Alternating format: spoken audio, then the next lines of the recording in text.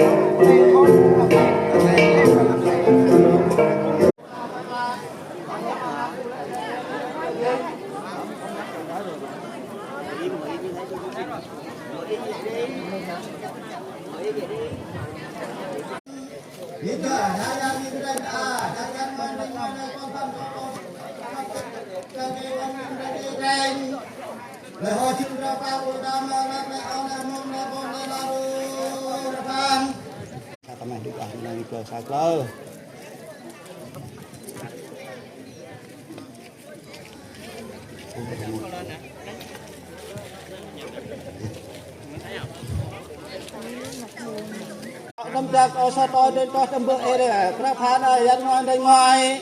hắn cho tôi cho quen bác hắn lại ở lại môn lại bôn lại lan tuần lại về bôn hắn như tham gia ta chạy dân ngoài đây ngoài mặt ăn lăng trong rẹp rẹp bự ôi ta mặc lạc lời cứ